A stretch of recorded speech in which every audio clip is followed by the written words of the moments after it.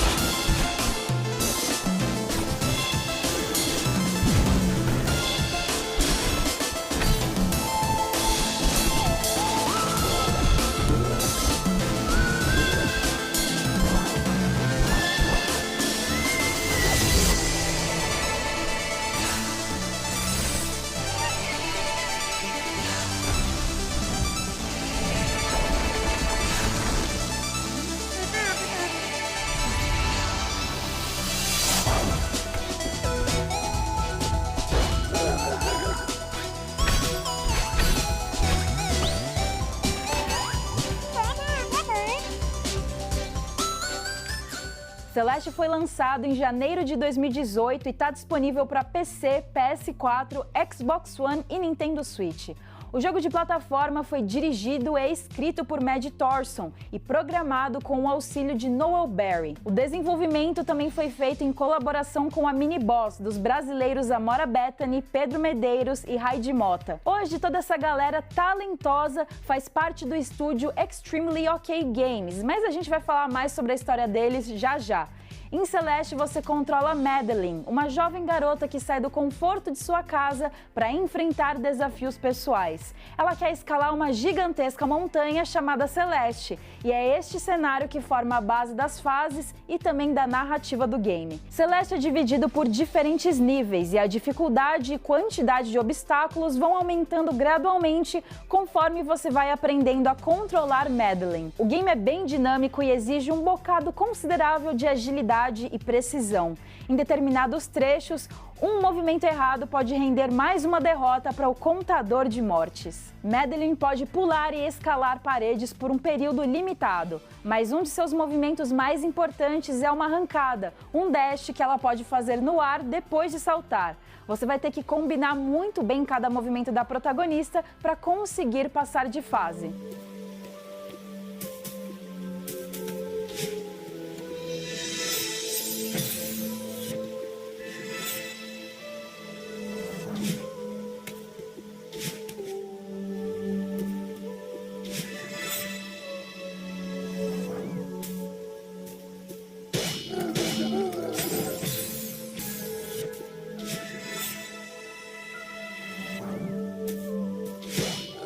Ao longo do game, os jogadores vão encontrar mecânicas únicas que dão um empurrãozinho para Madeline e mudam a experiência. Dessa maneira, Celeste nunca chega a oferecer um gameplay cansativo ou repetitivo, já que cada fase exige que o jogador se adapte aos obstáculos e ao cenário em si. Mas aqui vai uma dica que me ajudou bastante. A não ser que você seja um jogador profissional de Celeste, vai ter um momento que você vai ficar travado mesmo. Você vai morrer umas 50 vezes no mesmo lugar.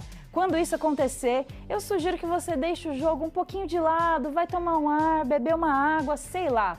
Várias vezes eu fiz isso e aí quando eu voltei para jogar, eu passei a parte que eu estava travada de primeira. Se você preferir, tem como jogar Celeste com o modo de assistência ativado. Essa opção altera algumas mecânicas do game e inclui modificações como arranques infinitos e invencibilidade. Os capítulos principais de Celeste formam um lado A, Por eles estão espalhados vários morangos, que estão localizados em áreas de difícil acesso. Você não é obrigado a coletá-los para terminar o jogo, mas caso você tope essa aventura adicional, vai ser muito bem recompensado. Dependendo da quantidade de morangos que você coletar, o final do jogo pode ser afetado. Os jogadores também podem colecionar fitas cassetes, que desbloqueiam o lado B de Celeste. Estes capítulos opcionais incluem desafios de plataforma ainda mais complicados. Ao completar todos os capítulos do lado B, você vai ganhar acesso ao lado C, que são fases ainda mais difíceis. Elas são curtas, mas vão exigir que você use todas as habilidades e aprendizados que acumulou dos lados A e B. Depois de finalizar as fases do lado C, você tem um acesso liberado a modificações similares das do modo assistência. Em 2019, Celeste ainda recebeu de graça um nono capítulo chamado Farewell, que adiciona 100 fases inéditas ao game. O conteúdo também trouxe mecânicas e itens inéditos, além de uma trilha sonora única. O DLC gratuito tem como propósito oferecer os níveis mais complicados do jogo, inclusive mais complicados que do lado B e do lado C. Além do gameplay envolvente, Celeste também tem uma história que merece destaque e surpreende positivamente. Como a gente já comentou no começo do programa, o jogo é protagonizado por Madeline, uma garota que entra em uma jornada de autodescoberta ao escalar uma montanha chamada Celeste. Ela é constantemente questionada e desafiada por Badlin, que é a antagonista da história. Mas a relação entre essas duas personagens é muito mais profunda do que isso, e eu não quero dar mais detalhes para não estragar a experiência de quem ainda não jogou. A história de Celeste é cheia de pequenas, mas importantes mensagens. Ela toca em assuntos que fazem parte da vida de Madeline, como ansiedade e autossabotagem. Eu, particularmente, nunca tinha esperado encontrar algo tão profundo em um jogo de plataforma com quebra-cabeças. Então é por isso que Celeste me surpreendeu tanto e se tornou um dos meus jogos favoritos dos últimos anos. Fora que, ao mesmo tempo que a Madeline tá dando o máximo de si para escalar a montanha, você também tá fazendo tudo o que pode para superar os obstáculos do gameplay. Eu sei que parece muito mais simples, mas o fato é que o jogador e a protagonista estão escalando o Celeste juntos e enfrentando todos os desafios juntos também.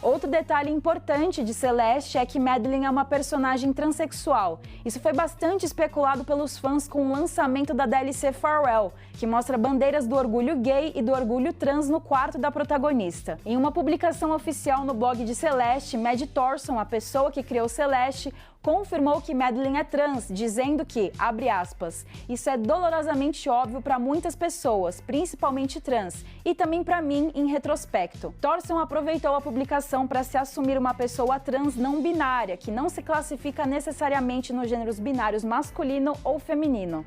Na publicação, Thorson explica que estes aspectos de sua vida pessoal ainda não estavam claros durante o desenvolvimento de Celeste. A transexualidade de Madeline no jogo base também não foi levada em consideração para o jogo, justamente porque o foco da história é outro. Tudo isso começou a ficar gradualmente mais claro durante a produção do DLC Farewell e também enquanto Thorson passou a redescobrir sua própria identidade de gênero.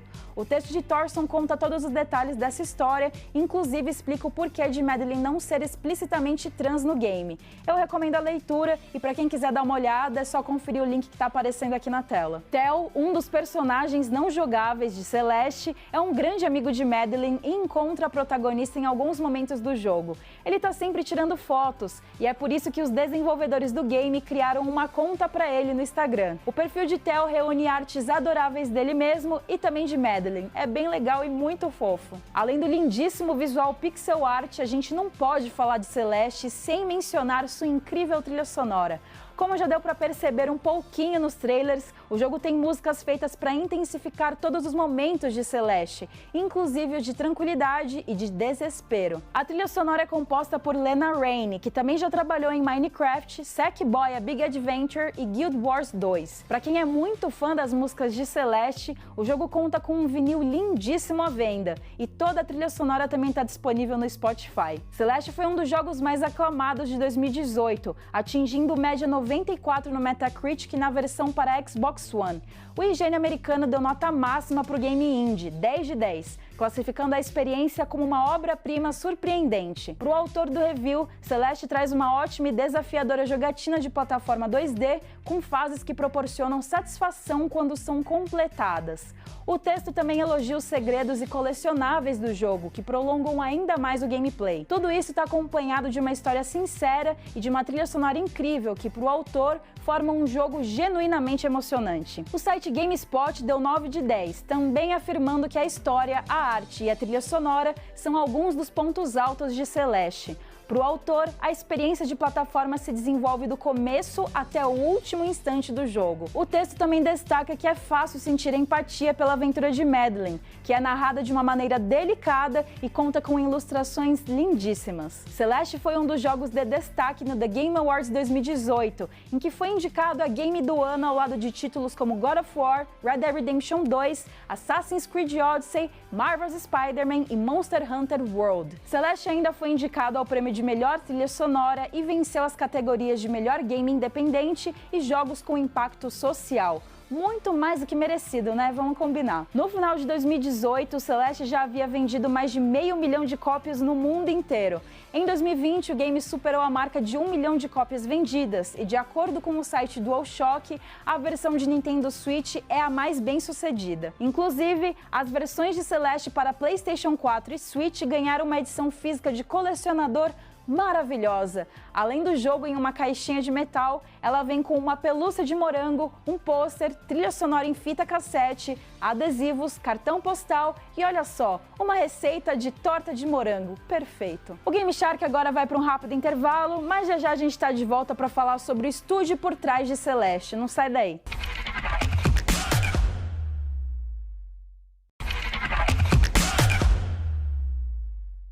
No começo desse ano, os desenvolvedores de Celeste lançaram uma mini sequência para o game. Foi uma surpresa em comemoração ao aniversário de 3 anos do jogo. Maddie Thorson foi quem divulgou a novidade, explicando que o conteúdo é uma continuação do protótipo original de Celeste. Aliás, esse protótipo foi feito em 4 dias durante uma Game Jam e rodava no motor gráfico Pico 8, que permite que o jogo rode em um navegador de internet. Celeste Classic 2 foi feito em apenas 3 dias e também está disponível para jogar via navegador. Nele você joga com uma personagem inédita chamada Lani, que usa um gancho de escalada. O jogo é descrito como uma semi-sequência justamente porque não é um game tão completo e cheio de detalhes como Celeste, mas vale a pena conferir. Agora a gente vai falar um pouquinho mais sobre os desenvolvedores por trás de Celeste. Essa galera incrível também desenvolveu outro indie muito aclamado chamado Towerfall, que coloca jogadores em um combate dinâmico de arco e flecha. Inicialmente, o estúdio formado por Maddie Thorson chamava Matchmakes Games, mas com a parceria sólida com os brasileiros da Miniboss e também com o sucesso inesperado de Celeste, a equipe se transformou na Extremely OK Games. Hoje eles estão localizados em um escritório em Vancouver, no Canadá, e já estão trabalhando em um misterioso e novo projeto que com certeza vai valer a pena a gente ficar de olho. Bom, o assunto sobre Celeste chegou ao fim, mas o programa de hoje ainda não chegou nem na metade. Agora a gente vai conferir um VT do pessoal do Multiverso, em que o Felipe Golden Boy comemora os 10 anos do amado portátil Nintendo 3DS. Parabéns! Parabéns! Galera, estamos aqui para comemorar um aniversário mais que especial. Os 10 anos do Nintendo 3DS. Hoje é o seu dia, que dia mais feliz. Esse foi o último portátil dedicado da Nintendo, que é só portátil e nada mais. O 3DS, que foi a evolução do Nintendo DS, foi lançado em 26 de fevereiro de 2011, lá no Japão, mas só desembarcou aqui mesmo no Brasil em julho. E a principal novidade do 3DS era uma tecnologia um pouco controversa: o efeito 3D sem a necessidade de óculos 3D.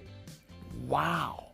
E para comemorar esse aniversário, bora relembrar um pouquinho mais sobre a história do 3DS, a sua rejeição e, finalmente, a sua volta por cima.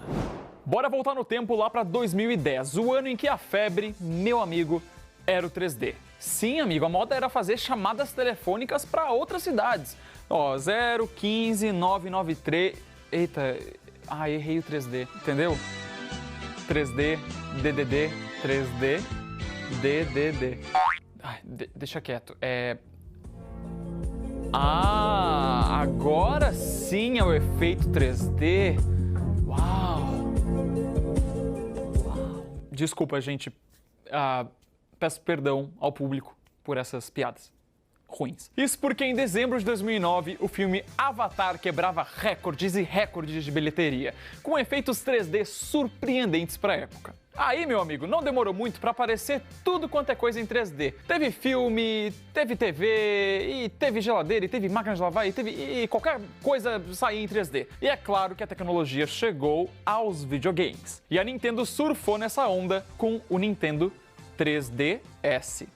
Olha só, hein? O efeito funcionava graças a um dispositivo que ficava atrás da tela, o Parallax Barrier. Essa tecnologia era capaz de mandar uma imagem diferente para cada olho, e o seu cérebro era quem unia as duas imagens em uma só.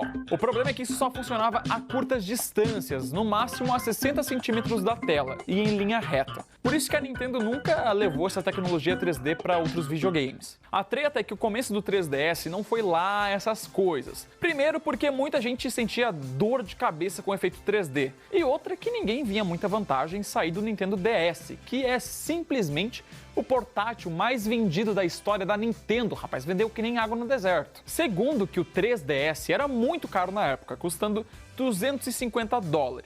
A situação só foi mudar mesmo depois de alguns meses. A Nintendo se viu obrigada a baixar o preço de $250 para $170. É uma diferença gritante. Aqui no Brasil foi de R$1.200 para R$800. Só para ter uma noção aí de negócio. Aí olha, quem dera se tivesse essa ideia de novo aí de baixar o preço, né? Olha, seria meu sonho. No fim, o efeito 3D do 3DS, que era a principal novidade do videogame, acabou se tornando só um detalhe. Tirando o baita jogaço que era Super Mario 3D Land, por exemplo, pouquíssimos jogos conseguiam aproveitar a tecnologia direito. No fim das contas, o 3DS tinha tudo para ser um fracasso. Mas além do ajuste de preço, foram justamente os joguinhos eletrônicos, super divertidos e originais dessa geração, que acabaram levantando o console. Além do Super Mario 3D Land, tivemos o Pokémon X e Y, The Legend of Zelda, A Link Between Worlds, Luigi's Mansion 2 e por aí vai. Fora isso, uma das coisas mais legais do 3DS era o Street Pass. Quando você levava o portátil contigo, sei lá, na mochila, no bolso, em qualquer lugar, ele conseguia reconhecer outros Nintendos 3DS que passassem por perto, mesmo sem conexão à internet. Depois você conseguia trocar informações com esses jogadores e enviar até presentes em alguns jogos, como no Animal Crossing New Leaf, por exemplo. Tinha até uma pracinha virtual super fofinha com todo mundo que você encontrava. Imagina só como que era a galera usando o Street Pass num evento de games, né? Dá saudade, né, arroba?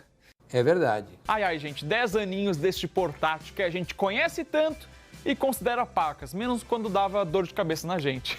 Mas me conta aí, você foi um feliz dono de um Nintendo 3DS? Quais jogos da geração que te marcaram? Manda pra gente nas redes sociais. Um beijo no coração de todos vocês e tchau! E agora chegou o momento do pessoal do Mais Geek brilhar muito aqui no Game Shark. Cleiton Ferreira e Jefferson Caió, é com vocês. Fala aí, Bruna, como é que vai, pessoal do Game Shark? Hoje é dia de um mini review aqui pra gente falar de um lançamento da Atlus, Persona 5 Strikers. Ai, que diga aí, Cleiton, você é beleza. muito fã de Persona 5. Eu sou fã de Persona 5, que é um spin-off. E fã de Musou. Eu sou fã. É verdade. A gente precisa falar que, na verdade, Persona é um spin-off de Shin Megami Tensei, porque tá no roteiro, o Maxon adora. Que por sua vez é um spin-off de Megami Tensei, que por sua vez é um spin-off de Digital Dev Story, que é um romance, que por sua vez, não, Ele depois só, não tem... ele só quer saber dos demônios. Fala, não, mas porque Persona, na verdade... Persona, não sei o que lá, Não, beleza, mas vamos aí, né? Esse jogo novo é um spin-off do spin-off, feito pela Omega Force. Mas vou dizer, não parece que é feito pela Omega Force, porque pra mim é basicamente o jogo original. Só assim. que action. Só que o combate é action. Exatamente. Porque até... Assim, ele é um Musou, né? O Musou é aquele jogo onde você enfrenta hordas e hordas de inimigos sozinho, você tem mais poderes, você limpa o mapa, e é muito gostoso limpar o mapa. Às vezes, como é o Omega Force, às vezes tem objetivos que precisa seguir o mapa pra fazer. Sim. E o Persona 5 Strikers abandona tudo isso. Coloca você dentro do universo de Persona 5, literalmente. Muito mais que qualquer outro Musou aí. De repente... Na mesma proporção que o Age of Calamity, o Zelda, né? Sim. Que saiu, mas ainda assim o Zelda é muito mais Musou que o Persona 5. E aí você tem muita conversa, você tem muita personalização de party, você tem muita criação de personas, igualzinho o formato... Na Velvet Room. Sim, a Velvet Room idêntica, mas sem o Narigudo. Igor. Sem o Igor. Sim. Mas você faz tudo igual, você funde os personas, você sacrifica os personas, você coloca os personas no catálogo para depois comprar depois, se quiser e tal, atualiza tudo. É idêntico, e isso dá um trabalho. Para quem nunca jogou, se você embarcar no Strikers achando que é um Musou tradicional, você vai tomar na cabeça, porque é praticamente um Persona 5 normal com as coisas de Musou, que vem ali muito de boa. E aí quando você tá no mapa, é o labirinto do Persona 5 normal, a dungeon do Persona 5. Castelos, né? Que são chamados de jails lá, né? Porque é outro poder envolvido, Sim. são outras coisas, né? Eles ainda não sabem, a ideia é, eles não sabem por que eles estão vestindo os personagens de novo, sendo que já acabou a história, né? Sim, então vai ser... Não tem mais o metaverso, né? Exatamente, é outro lugar, Sim. muito parecido com o metaverso, mas não é bem o metaverso. E aí você vai descobrindo jogando. Sim. E aí quando você vê o inimigo na tela, inclusive você tem a porcentagem de risco, que você não pode ativar os alarmes. Sim. Você tem que sempre jogar na surdina, cara. É muito complicado, é muito complicado. E aí quando você pega o inimigo de surpresa, aí vira um Musou.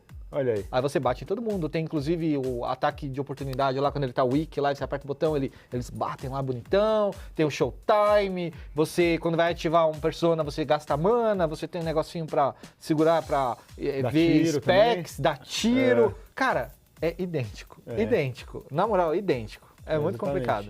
E tem que lembrar também que acho que se você for direto pro Strikers, não que não vale a pena, porque é divertidíssimo, mas... não, é uma história total fechada, mas você já vai conhecer todos os personagens, né? E aí ele é uma continuação canônica, se você não jogou, provavelmente você vai perder bastante coisa. Eu estou perdendo. Eu joguei um pouco, só eu não terminei. Assim, ou se você não gosta de RPG de turno, assim, totalmente compreensível, apesar que o Persona 5, o Royal, assim, não é dele que a gente tá falando aqui, mas ele dá um dinamismo, assim, eu achei, né, pros JRPGs, pros jogos de turno bem bacana. Exatamente. Vale muito a pena, mas assim, se você não jogou, procure pelo menos, sei lá, ver algum vídeo no YouTube, ou procurar saber da história, ou conhecer os personagens pelo menos, pra saber o que rolou antes, pra você não ficar perdido no que vai rolar. Exatamente. Assim, você consegue jogar de boa, mas você perde muita coisa porque você não sabe o que veio antes, né, da história antes, né? É o mesmo que aconteceu na época que o Persona 4 estava em voga e eles lançaram o Persona 4 Arena. Exato. Eles passavam um ano depois do jogo original, então você tinha que saber os acontecimentos, ou chegava lá um ano depois, né, porque a história passa um ano depois e as coisas acontecendo de novo. Só que no Arena você tem a visual novel, Sim. com os caminhos, né, a seguir, e a luta no formato jogo de luta tradicional. Sim. No Royal, no Persona 5 Strikers, eu acho que a coisa foi muito mais pro lado do Persona 5. Assim, muito pro lado do Persona 5, inclusive loja, descontos, né? Você precisa comprar itens, você precisa... Cara, você precisa muito cuidar a sua party, escolher os membros que você quer no mapa na hora certa, com as habilidades certas, porque senão os inimigos vão te dar um sacode, cara. Dá. Difícil. Porque você tem toda a parte de ponto fraco, né? Ponto forte. Exatamente. O jogo te ajuda. Ele fala, se o boneco que você tá não tem um ponto, não tem um golpe certo, você tem que usar o fogo, o age, ou sei lá, o vento e tudo mais. Morgana não para de falar, mano. Morgana é a Futaba. A Futaba. No jogo é a Futaba, ela não para de falar. Que é a Navigator ali, né? Isso, sim, cara, mas experimenta Persona 5 Strikers, é diferente dos Musou tradicionais. Sim, mas vale a pena. Vale muito a pena. É isso, Bruna, é com você de novo. Tchau, tchau. No próximo bloco do Game Shark, a gente vai receber uma convidada muito especial para comentar as principais notícias dos últimos dias. Não sai daí!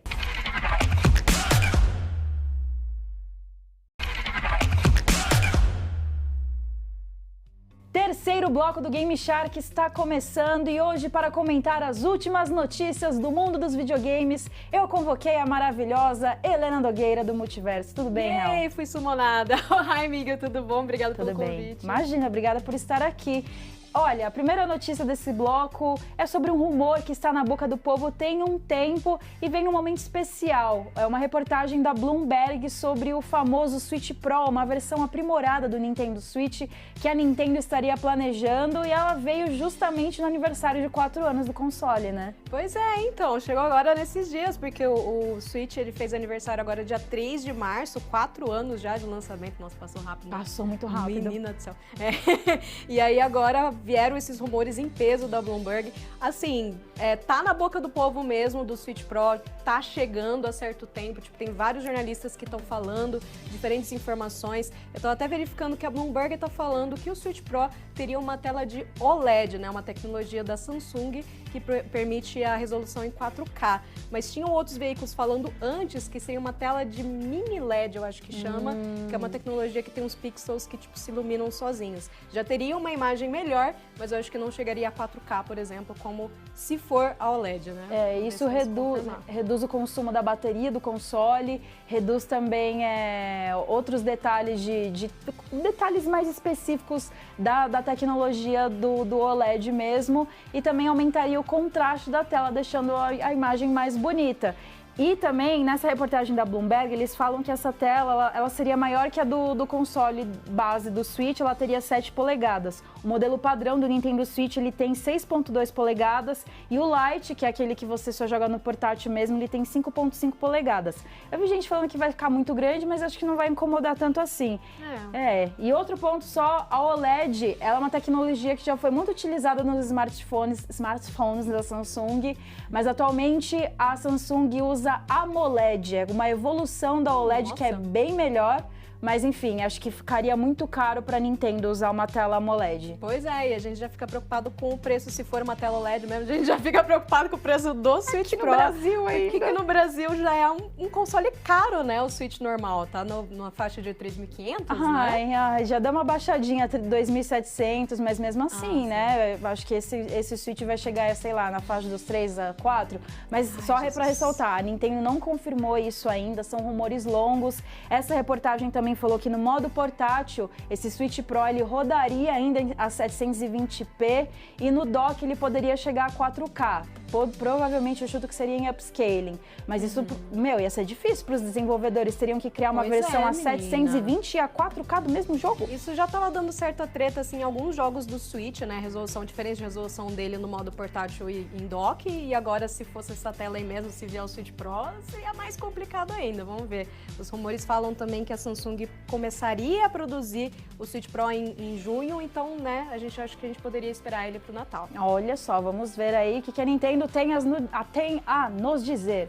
Olha, a próxima notícia, mudando drasticamente assim, mas ainda mantendo o assunto no mundo dos games, foi anunciado um novo jogo baseado na franquia Alien, chamado Aliens Fireteam. Eu esperava uma continuação de Alien Isolation e eu ganhei um Alien de Gears of War. Co-op, meio Left 4 Dead, meio uma mistureba ali muito louca, mas tá parecendo divertido, assim, pra jogar com a galera. Eu achei que tem chance, pode ser aquele cooperativo que vai flopar depois de um tempo, pode ser. Pode. Mas eu não sei, saiu aí um gameplay interessante, você joga sempre com 3 pessoas, você e mais 2 pessoas. Se você for jogar sozinho, o jogador coloca ali os botzinhos para jogar com você. Entendi. Ele está previsto para ser lançado entre junho e setembro desse ano para PlayStation 5, Xbox Series X e S, PlayStation 4, Xbox One e PC. Pra tudo. Ave Maria. E tem alguns outros detalhes bacanas que a desenvolvedora que chama Cold Iron Studio já lançou, né? Pois é, então, eles estão falando que o jogo vai se passar em 2022, seria 23 anos depois do Alien de 1986, né? O Alien Resurrection? Isso. Aliens, o Resgate. Eles querem abraçar ali o que o James Cameron fez com a franquia. Eles não querem pegar muito do Ridley Scott. E tudo bem. O gameplay tá bonito, parece estar bem dinâmico. A gente viu ali que tem hordas de xenomorfos atacando os jogadores. Eles já anunciaram que vai ter mais de 20 tipos de inimigos, incluindo 11 variações do xenomorfo. Pois é. Vai ter múltiplas missões de campanha, 5 classes disponíveis para os jogadores escolherem. Eu queria uma continuação de Alien Isolation? Queria, porque a ambientação é muito boa, a história é muito boa, eu amo esse jogo, mas quem sabe mais pra frente? Pois é, já é uma boa notícia, tipo, já é um novo jogo de Alien, né? E a gente espera que mais jogos venham em seguida, né? Por hora já parece um tiragosto legal, tipo um jogo legal pra você reunir 2 amigos e jogar agora durante a quarentena. E co-op, meu. Pois é, então. Co-op é algo que eu sinto falta na minha vida, de vez em quando. Pois é, pra reunir a galera, tipo, vamos jogar alguma coisa junto. Aí, tipo, tem algumas possibilidades, né? Tem algumas coisinhas ainda que eles vão divulgar mais pra frente. Pelo gameplay que a gente assistiu há pouco, antes de gravar este Game Shark, me pareceu um pouco fácil, mas vai ter um modo de dificuldade que você vai levar bastante o desafio do gameplay. Porque vai ter Friendly Fire, ou seja, se você atirar no seu amiguinho, ele vai tomar dano sem querer. E se o xenomorfo, por exemplo, morrer muito perto de você, ele explode aquele líquido verde ou ácido. E aí, se esse líquido pegar em você, já era. Olha só, aí as técnicas aí pros pro players. Você já tiver tímido. Já vai treinando, mas eu tô ansiosa pra testar, não vou falar mal antes de não jogar, não. E agora também temos uma notícia que eu acho que você deve gostar bastante de Super Smash Bros. Ultimate, né, Helena? Eu amo de paixão esse jogo, mas assim, essas personagens que a gente vai falar hoje, assim, em específico, não gostei muito não. O que o Sakurai fez, Helena? Então, o Sakurai foi lá e anunciou 2 personagens de Xenoblade Chronicles 2, que são a Pyra e a Mitra. Em português, Pira e Mitra mesmo, vamos falar em português BR, né? Adorei Pira. Pyra ficou muito Adorei chique. já. Então, e elas são 2 Sword Fighters, do jogo, e o interessante é que as duas são um personagem só. Vai funcionar mais ou menos como era a Zelda e a Sheik no Smash Bros. Melee. No meio da partida você aperta um botão lá e você muda de personagem. E tem diferença entre as duas personagens, assim, apesar dos combos e dos ataques serem os mesmos, a Pira é mais focada em ataques de força, né? Ela é mais forte, enquanto que a Mitra é mais veloz e tem mais agilidade, também alcance. Então isso aí eu achei um pouquinho roubado, assim, porque um jogador com um único personagem vai poder, tipo, atacar mais rapidamente no início da partida pra dar mais dano e no final finalizar com um ataque forte da outra personagem. Então, apelão, hein? É apelão. Eu não sei se isso vai funcionar no competitivo, não. Vamos ver se eles vão querer banir essa personagem. Mas então tem essa de banir alguns personagens, porque tem muito, né? Como é que eles conseguem manter o jogo balanceado? Pois é um pouquinho assim no competitivo, por isso que só alguns personagens específicos são os mais usados, apesar de ser permitido você usar todos, com exceção, teve uma exceção de alguns campeonatos que baniram um Hero do Dragon Age, né? Dragon Quest, eu troquei o nome. Por causa do fator de aleatoriedade dele. Isso foi quando ele lançou, acho que 2019. Mas, historicamente, tem poucos personagens que foram banidos do competitivo de Smash. Um deles foi a Bayonetta. Quando chegou no Smash do Wii U, ela chegou quebradíssima. Então a galera falou, não, bana essa personagem, que ela é impossível. E também o Meta Knight durante a época do Smash Bros. Brown. Ele era quebradíssimo também. Faz sentido. É muito personagem pro Sakurai dar conta, né? Nossa senhora, coitado. Ele tem uma cara já de, tipo, cansado, não aguenta. Mas ele parece estar sempre animado. Sim. E a Pira, Pyra e a Mithra, elas já chegaram, na verdade, pro Super Smash Bros. Ultimate. Você pode comprar elas separadamente, ou se você já comprou o Fighters Pass Volume 2, elas fazem parte desse passo de temporada também, que inclui outros personagens que já foram lançados, inclusive o Sephiroth. Chegou ao final do ano passado.